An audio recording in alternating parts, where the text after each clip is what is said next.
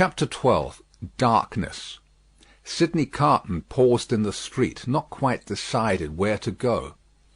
"At Tellson's banking house at 9, he said, with a musing face. "Shall I do well in the meantime to show myself? I think so. It is best that these people should know there is such a man as I here. It is a sound precaution, and may be a necessary preparation. But care, care, care! Let me think it out." Checking his steps, which had begun to tend towards an object, he took a turn or two in the already darkening street, and traced the thought in his mind to its possible consequences. His first impression was confirmed. "It is best," he said, finally resolved, "that these people should know there is such a man as I here." And he turned his face towards Saint Antoine. Defarge had described himself that day as the keeper of a wine shop in the Saint Antoine suburb. It was not difficult for one who knew the city well to find his house without asking any question. Having ascertained its situation, Carton came out of those closer streets again, and dined at a place of refreshment, and fell sound asleep after dinner. For the first time in many years he had no strong drink. Since last night he had taken nothing but a little light thin wine, and last night he had dropped the brandy slowly down on Mr. Lorry's hearth like a man who had done with it. It was as late as 7 o'clock when he awoke refreshed, and went out into the streets again. As he passed along towards Saint Antoine, he stopped at a shop window where there was a mirror, and slightly altered the disordered arrangement of his loose cravat, and his coat collar, and his wild hair. This done, he went on direct to Defarge's, and went in. There happened to be no customer in the shop but Jacques Three, of the restless fingers and the croaking voice. This man, whom he had seen upon the jury, stood drinking at the little counter, in conversation with the Defarges, man and wife. The Vengeance assisted in the conversation, like a regular member of the establishment. As Carton walked in, took his seat, and asked in very indifferent French for a small measure of wine, Madame Defarge cast a careless glance at him, and then a keener, and then a keener, and then advanced to him herself, and asked him what it was he had ordered. He repeated what he had already said. "English?" asked Madame Defarge, inquisitively raising her dark eyebrows. After looking at her, as if the sound of even a single French word were slow to express itself to him, he answered, in his former strong foreign accent, "Yes, madame, yes, I am English." Madame Defarge returned to her counter to get the wine, and, as he took up a Jacobin journal and feigned to pore over it, puzzling out its meaning, he heard her say, "I swear to you, like Evrémonde." Defarge brought him the wine, and gave him good evening. "How? Good evening." "Oh, good evening, citizen," filling his glass. "Ah, and good wine. I drink to the Republic." Defarge went back to the counter, and said, "Certainly, a little like." Madame sternly retorted, "I tell you, a good deal like." Jacques Three pacifically remarked, "Here's so much in your mind, see you, madame?" The amiable Vengeance added with a laugh, "Yes, my faith, and you are looking forward with so much pleasure to seeing him once more to-morrow." Carton followed the lines and words of his paper with a slow forefinger, and with a studious and absorbed face. They were all leaning their arms on the counter close together, speaking low. After a silence of a few moments, during which they all looked towards him without disturbing his outward attention from the Jacobin editor, they resumed their conversation. "It is true what madame says," observed Jacques Three. "Why stop? There is great force in that. Why stop?" "Well, well," reasoned Defarge, "but one must stop somewhere. After all, the question is still where. At extermination," said madame. "Magnificent," croaked Jacques Three. The Vengeance also highly approved. "Extermination is good doctrine, my wife," said Defarge, rather troubled. "In general, I say nothing against it. But this doctor has suffered much. You have seen him to-day. You have observed his face when the paper was read." "I have observed his face," repeated Madame, contemptuously and angrily. "Yes, I have observed his face. I have observed his face to be not the face of a true friend of the Republic. Let him take care of his face."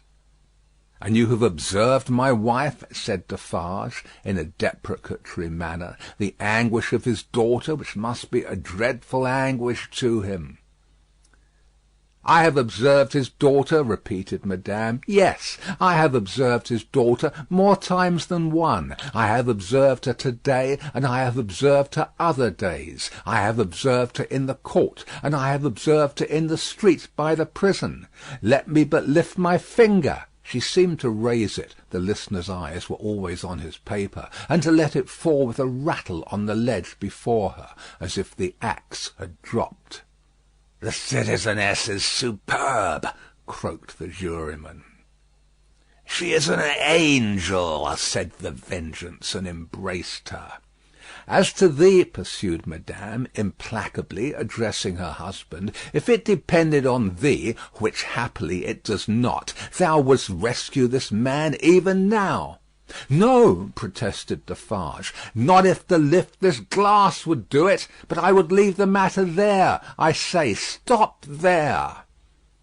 "See you then, Jacques," said Madame Defarge, wrathfully, "and see you too, my little Vengeance. See you both. Listen. For other crimes as tyrants and oppressors, I have this race a long time on my register, doomed to destruction and extermination. Ask my husband, is that so?" "It is so," assented Defarge, without being asked.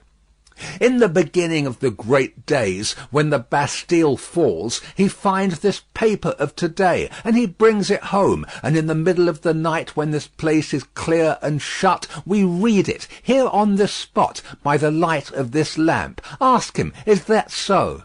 "It is so," assented Defarge. "That night, I tell him, when the paper is read through and the lamp is burnt out, and the day is gleaming in above those shutters and between those iron bars, that I have now a secret to communicate. Ask him, is that so?" "It is so," assented Defarge again.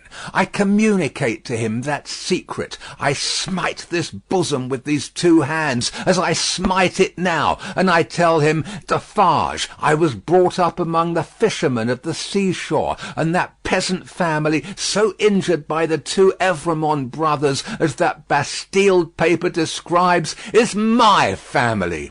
Defarge, that sister of the mortally wounded boy upon the ground, was my sister. That husband was my sister's husband. That unborn child was their child. That brother was my brother. That father was my father. Those dead are my dead. And that summons to answer for those things descends to me. Ask him, is that so?"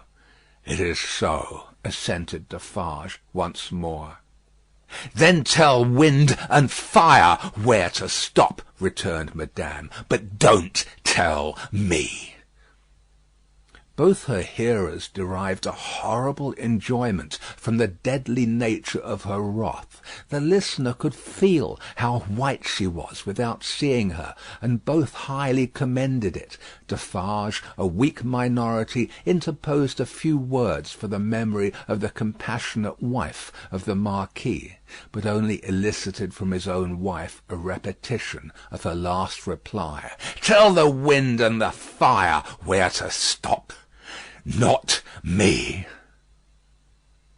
Customers entered, and the group was broken up. The English customer paid for what he had had, perplexedly counted his change, and asked, as a stranger, to be directed towards the National Palace. Madame Defarge took him to the door, and put her arm on his in pointing out the road. The English customer was not without his reflections then that it might be a good deed to seize that arm, lift it, and strike under it sharp and deep. But he went his way, and was soon swallowed up in the shadow of the prison wall. At the appointed hour he emerged from it to present himself in Mr. Lorry's room again, where he found the old gentleman walking to and fro in restless anxiety. He said he had been with Lucy until just now, and had only left her for a few minutes to come and keep his appointment. Her father had not been seen since he quitted the banking house towards 4 o'clock. She had some faint hopes that his meditation might save Charles, but they were very slight. He had been more than 5 hours gone. Where could he be? Mr. Lorry waited until 10, but Dr. Manette not returning, and he being unwilling to leave Lucy any longer, it was arranged that he should go back to her, and come to the banking house again at midnight. In the meanwhile, Carton would wait alone by the fire for the doctor. He waited, and the clock struck 12, but Dr. Manette did not come back. Mr. Lorry returned, and found no tidings of him, and brought none. Where could he be? They were discussing this question, and were almost building up some weak structure of hope on his prolonged absence, when they heard him on the stairs. The instant he entered the room, it was plain that all was lost. Whether he had really been to any one, or whether he had been all that time traversing the streets, was never known. As he stood staring at them, they asked him no question, for his face told them everything. "I cannot find it," said he, "and I must have it. Where is it?" His head and throat were bare, and as he spoke with a helpless look straying all around, he took his coat off and let it drop on the floor. "Where is my bench? I have been looking everywhere for my bench, and I can't find it. What have they done with my work? Time presses. I must finish those shoes." They looked at one another, and their hearts died within them. "Come, come," said he, in a whimpering, miserable way. "Let me get to work. Give me my work." Receiving no answer, he tore his hair and beat his feet upon the ground like a distracted child. "Don't torture a poor forlorn wretch," he implored them with a dreadful cry, "but give me my work. What is to become of us if these shoes are not done to-night?" Lost, utterly lost. It was so clearly beyond hope to reason with him, or try to restore him, that, as if by agreement, they each put a hand upon his shoulder, and soothed him to sit down before the fire, with a promise that he should have his work presently. He sank into the chair, and brooded over the embers, and shed tears. As if all that had happened since the garret time were a momentary fancy or a dream, Mr. Lorry saw him shrink into the exact figure that Defarge had had in keeping. Affected and impressed with terror as they both were by this spectacle of ruin, it was not a time to yield to such emotions. His lonely daughter, bereft of her final hope and reliance, appealed to them both too strongly. Again, as if by agreement, they looked at one another with one meaning in their faces. Carton was the first to speak. "The last chance is gone. It was not much. Yes, he had better be taken to her. But before you go, will you for a moment steadily attend to me? Don't ask me why I make the stipulations I am going to make, and exact the promise I am going to exact. I have a reason, a good one." "I do not doubt it," answered Mr. Lorry. "Say on." The figure in the chair between them was all the time monotonously rocking itself to and fro, and moaning. They spoke in such a tone as they would have used if they had been watching by a sick bed in the night. Carton stooped to pick up the coat, which lay almost entangling his feet. As he did so, a small case in which the doctor was accustomed to carry the lists of his day's duties fell lightly on the floor. Carton took it up, and there was a folded paper in it. "We should look at this," he said. Mr. Lorry nodded his consent. He opened it and exclaimed, "Thank God!" "What is it?" asked Mr. Lorry, eagerly. "A moment. Let me speak of it in its place. First, he put his hand in his coat and took another paper from it. "That is the certificate which enables me to pass out of this city. Look at it, you see. Sidney Carton, an Englishman." Mr. Lorry held it open in his hand, gazing in his earnest face. "Keep it for me until tomorrow. I shall see him tomorrow, you remember, and I had better not take it into the prison." "Why not?" "I don't know. I prefer not to do so. Now, take this paper that Doctor Manette has carried about him. It is a similar certificate, enabling him and his daughter and her child at any time to pass the barrier and the frontier. You see?" "Yes." "Perhaps he obtained it as his last and utmost precaution against evil yesterday. When is it dated? But no matter. Don't stay to look. Put it up carefully with mine and your own. Now, observe. I never doubted until within this hour or two that he had or could have such a paper. It is good until recalled. But it may be soon recalled, and I have reason to think will be." "They are not in danger?" "They are in great danger. They are in danger of denunciation by Madame Defarge. I know it from her own lips. I have overheard words of that woman's to-night which have presented their danger to me in strong colours. I have lost no time, and since then I have seen the spy. He confirms me. He knows that a wood sawyer living by the prison wall is under the control of the Defarges, and has been rehearsed by Madame Defarge as to his having seen her (he never mentioned Lucy's name) making signs and signals to prisoners. It is easy to foresee that the pretence will be the common one, a prison plot, and that it will involve her life, and perhaps her child's, and perhaps her father's, for both have been seen with her at that place. Don't look so horrified. You will save them all." "Heaven grant I may, Carton. But how?" "I am going to tell you how. It will depend on you, and it could depend on no better man. This new denunciation will certainly not take place until after tomorrow, probably not until 2 or 3 days afterwards, more probably a week afterwards. You know it is a capital crime to mourn for or sympathise with a victim of the guillotine. She and her father would unquestionably be guilty of this crime, and this woman, the inveteracy of whose pursuit cannot be described, would wait to add that strength to her case, and make herself doubly sure. You follow me?"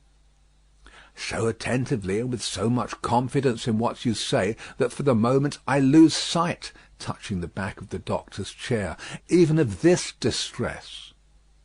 You have money, and can buy the means of travelling to the sea-coast as quickly as the journey can be made. Your preparations have been completed for some days to return to England. Early tomorrow have your horses ready, so that they may be in starting trim at 2 o'clock in the afternoon. It shall be done." His manner was so fervent and inspiring that Mr. Lorry caught the flame, and was as quick as youth. "You are a noble heart. Did I say we could depend upon no better man? Tell her to-night what you know of her danger as involving her child and her father. Dwell upon that, for she would lay her own fair head beside her husband's cheerfully." He faltered for an instant, then went on as before. "For the sake of her child and her father, press upon her the necessity of leaving Paris with them and you at that hour. Tell her that it was her husband's last arrangement. Tell her that more depends upon it than she dare believe or hope. You think that her father, even in this sad state, will submit himself to her, do you not?" "I am sure of it. I thought so. Quietly and steadily have all these arrangements made in the courtyard here, even to the taking of your own seat in the carriage. The moment I come to you, take me in and drive away. I understand that I wait for you under all circumstances? You have my certificate in your hand with the rest, you know, and will reserve my place. Wait for nothing but to have my place occupied, and then for England." "Why then," said Mr. Lorry, grasping his eager but so firm and steady hand, "it does not all depend on one old man, but I shall have a young and ardent man at my side." By the help of heaven you shall. Promise me solemnly that nothing will influence you to alter the course on which we now stand pledged to one another." "Nothing, Carton. Remember these words tomorrow. Change the course or delay in it for any reason, and no life can possibly be saved, and many lives must inevitably be sacrificed." "I will remember them. I hope to do my part faithfully." "And I hope to do mine. Now, good-bye." Though he said it with a grave smile of earnestness, and though he even put the old man's hand to his lips, he did not part from him then. He helped him so far to arouse the rocking figure before the dying embers as to get a cloak and hat put upon it, and to tempt it forth to find where the bench and work were hidden that it still moaningly besought to have. He walked on the other side of it, and protected it to the courtyard of the house where the afflicted heart, so happy in the memorable time when he had revealed his own desolate heart to it, outwatched the awful night. He entered the courtyard, and remained there for a few moments alone, looking up at the light in the window of her room. Before he went away, he breathed a blessing towards it, and a farewell. End of Book 3, Chapter 12. Recording by Paul Adams. www.yawnguy.com